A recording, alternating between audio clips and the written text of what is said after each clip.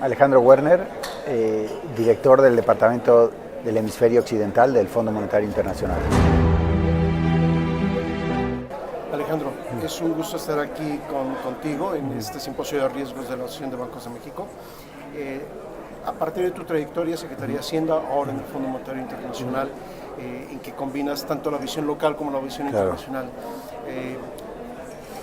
En unas cuantas palabras, ¿cuál es tu visión de las perspectivas económicas para México en corto y mediano plazo, los próximos meses, los siguientes años, a la luz de cierto enrarecimiento del entorno internacional, en particular la renegociación del Tratado de Libre Comercio?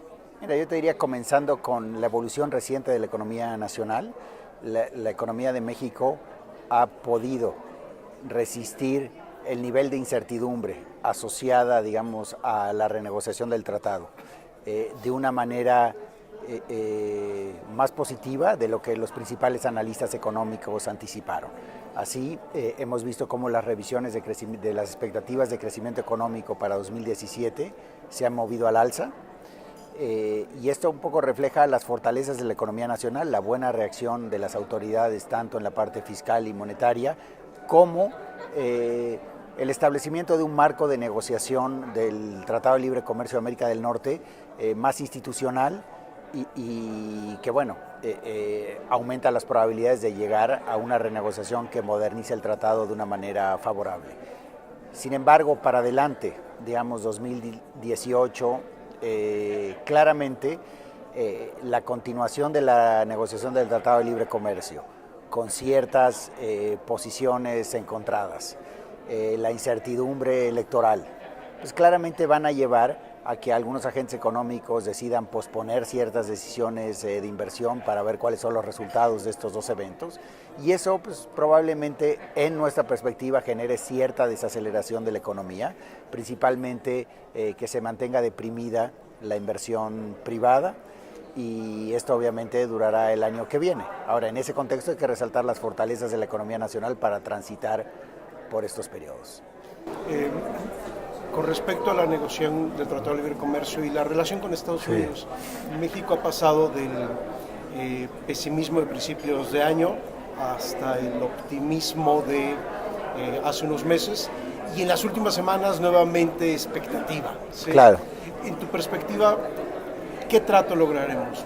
¿Uno bueno, malo, uno realista, uno con el que hay que vivir? Mira, yo creo que esa es una pregunta muy difícil de contestar. Como siempre, los medios, los mercados, etcétera, toman posiciones extremas. Entonces, cuando se llevaron a cabo eventos que incrementaban la posibilidad de una buena negociación, los mercados tal vez sobreestimaron este resultado. Y ahora que, como en toda negociación, se llegan a momentos torales de la negociación en donde hay diferencias de opinión importantes y por lo tanto estas diferencias se hacen más públicas, la probabilidad de una negociación no tan positiva para México incrementa en la mente de inversionistas, etcétera. Yo diría que la realidad está en medio. Se ve que es una negociación tensa porque los objetivos son diferentes. El objetivo de México y Canadá es modernizar el tratado. El objetivo de Estados Unidos, además de modernizarlo, es lograr un rebalanceo en los resultados comerciales. Y ese objetivo choca con la visión de México y Canadá. Entonces estamos llegando a ese momento. Obviamente la gran pregunta es, ¿se llegarán a soluciones que satisfagan a todas las partes? Los beneficios de modernizar el tratado más que compensan el lograr un mal acuerdo en este ámbito y que los países vayan para adelante.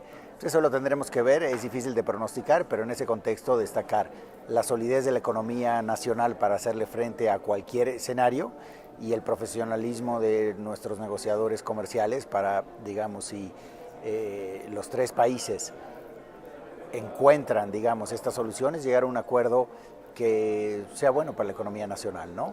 Ya que hablas de la solidez, el sector bancario, el sector financiero, en particular la cultura de riesgos, que es lo que nos tiene aquí hoy en este evento, desde tu perspectiva, ¿está este sector y su cultura de riesgos listos para enfrentar los retos?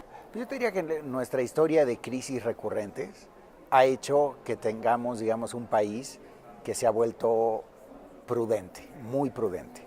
Entonces, cuando uno ve los balances de los bancos, cuando ve el nivel de capitalización, cuando ve la estructura de pasivos, etcétera, una estructura muy sólida para hacerle frente a entornos de volatilidad en los mercados internacionales, entornos de volatilidad asociada a incertidumbre de política económica doméstica. Cuando uno ve, por ejemplo, también los balances de las empresas mexicanas, es cierto que los niveles de apalancamiento han incrementado en un entorno de bajas tasas de interés internacionales y abundancia de los flujos de capitales, pero también es cierto que los corporativos han aprovechado este entorno para alargar los plazos, para bajar los costos de la deuda y para mejorar el perfil de monedas en sus pasivos. Y el gobierno también tiene una posición sólida. Entonces yo te diría que sí. En términos del manejo de riesgos, es un tema al que me he alejado un poco últimamente, pero yo creo que claramente lo que yo vi tanto desde la Secretaría de Hacienda como dentro de la banca cuando estuve en Bancomer, te muestra un sector que ha avanzado muchísimo en términos de su manejo de riesgos. Yo creo que también el sector corporativo, después de los sustos del 2009, en términos de el mal uso de los derivados financieros, no como instrumento de manejo de riesgo, pero como instrumento de toma de posiciones direccionales financieras dentro del balance de un corporativo, es un tema en el que la administración de los corporativos ha aprendido, y yo creo que es un tema también donde los consejos de administración están mucho más enfocados, que estos derivados se usen como un instrumento de manejo de riesgo y no básicamente como tener un hedge fund dentro de un corporativo. Yo creo que eso ha cambiado y también la regulación obliga a las empresas a presentar análisis de su sensibilidad de riesgo a diferentes variables. Entonces creemos que tenemos un mejor esquema. Eso no quiere decir que no estemos sujetos a este riesgo, pero estamos más preparados. Ya que mencionas crisis, ya que mencionas derivados, a ti te tocó la crisis de 2008-2009 en la Secretaría de Hacienda, donde algunos corporativos mexicanos se vieron en dificultades por el uso de derivados y fuiste parte de la estructuración de soluciones que eventualmente ayudó a algunos de esos corporativos a salir adelante. ¿Qué hemos aprendido todo el ecosistema financiero? Reguladores, banca, empresas, en estos 10 años. ¿Hemos avanzado?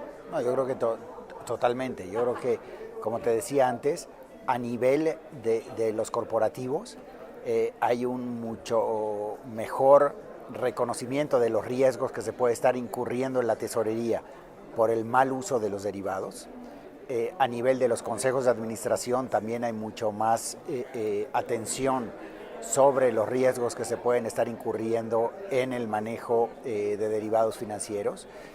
Desde el punto de vista regulatorio, hay toda una batería de requerimientos para las empresas en cuanto al reporte de sus posiciones en derivados que le permite al mercado hacer un mejor assessment del perfil de riesgos que los corporativos están incurriendo por su manejo de derivados.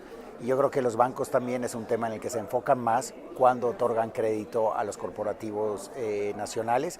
Claramente, como decía anteriormente, el caso del 2008-2009 fue un caso en donde los derivados financieros se utilizaron en muchas corporaciones como una fuente adicional de ingresos y no como un instrumento de manejo de riesgos. Creo que el gobierno corporativo ha mejorado mucho, la regulación ha mejorado y estamos en una mejor situación. Prueba de eso es que pasamos por un momento en el cual el tipo de cambio mostró una volatilidad tremenda, digamos desde octubre del año pasado a febrero, marzo de este año, y no se detonó ningún caso, digamos, de convexidades importantes en los corporativos o en los bancos, pero esto no quiere decir que no sea un tema en el que hay que seguir trabajando y consolidando la solidez de nuestros balances en el sector bancario, sector corporativo y obviamente en el gobierno. Mi penúltima pregunta. Tú desde el Fondo Monetario Internacional y con la experiencia que tienes en el sector bancario mexicano, ¿ves hoy a México en general, a su sector bancario, al gobierno, en general todo el sistema, preparado para una crisis si esta sucediera en meses por venir? ¿Una crisis en dónde? Internacional. Yo creo, claro, como te decía, yo veo a México bien preparado para hacerle frente a un fenómeno internacional que repercuta sobre los mercados domésticos, y también veo a México bien preparado para hacerle frente a ventanas de volatilidad asociadas con incertidumbre local. Tú mencionabas el proceso electoral del año que viene. Obviamente toda elección genera incertidumbre y los países que están bien preparados, tienen un marco de solidez que les permite atravesar estos periodos sin que se impacte la economía real de manera importante. Y creo que ese también es un ejemplo que vimos en la primera mitad de este año, que si bien el tipo de cambio se movió mucho, las tasas de interés se movieron mucho, la transmisión de esa volatilidad a la economía real fue relativamente baja. Y eso demuestra que la economía nacional ha aprendido a vivir con episodios de volatilidad, que los balances son mucho más sólidos y hay un mucho mejor manejo de riesgo. Y en ese sentido creo que estamos preparados. El Banco Central cuenta con amplias reservas internacionales y con una línea de crédito flexible con el Fondo Monetario Internacional de casi 90,000 millones de dólares. La estructura de la deuda pública es muy buena y, como te decía antes, los bancos tienen una situación de capitalización y manejo de pasivos muy sana, y también los corporativos, ¿no? Entonces, se ha hecho el trabajo, pero obviamente siempre quedan más cosas por hacer, y en ese sentido los pasos recientes que ha hecho la Secretaría de Hacienda para consolidar la posición fiscal están enfocados a un elemento de vulnerabilidad que percibía el mercado, y en ese sentido son muy bienvenidos. Y por otro lado, la reforma, reestructura de Petróleos Mexicanos que se ha venido haciendo en los últimos 18 meses también es una acción muy importante en donde el mercado tenía grandes dudas. Entonces, estamos bien preparados, y además el gobierno ha tomado las medidas adecuadas para consolidar aquellos factores que estaban generando dudas en el ámbito internacional. Desde tu posición privilegiada en el Fondo Monetario, ¿alguna sugerencia de política que harías tú a los reguladores mexicanos? No, yo creo que gradualmente los vamos haciendo cuando publicamos nuestros estudios del artículo 4. El equipo acaba de estar aquí y terminó la consulta, y obviamente iremos a nuestro board y ya haremos público el estudio hasta finales del año, y ahí vendrán algunas recomendaciones que son, digamos, parecidas a las que hemos hecho en otras ocasiones, pero yo creo que no hay que perder de vista que en términos generales el país está preparado para hacerle frente a un entorno internacional que nos ha dado muchas sorpresas en los últimos 10 años. Finalmente, ante todos estos retos, ¿sí?, ¿qué tan importante es en el sector financiero, en la banca, la continua capacitación y actualización financiera? Yo creo que es crucial, ¿no? O sea, primero porque siempre tenemos nuevas generaciones de banqueros y de administraciones de riesgos a los que hay que ir educando en los asuntos específicos de la banca, cuando entran a trabajar en la banca o, digamos, en las tesorerías de nuestros principales corporativos. En segundo lugar, el avance tecnológico, la sofisticación de los mercados, etcétera, hace que lo que aprendimos hace 5 años se empiece a depreciar más rápido de lo que ocurría antes, y en ese sentido todos los cursos de actualización y modernización son muy útiles para básicamente seguir manteniendo a nuestros equipos de manejo de riesgos entre los mejores de América Latina, y para eso hace falta una capacitación continua. Alejandro, muchas gracias. ¿Veremos a Alejandro Berner de vuelta en México en los años por venir?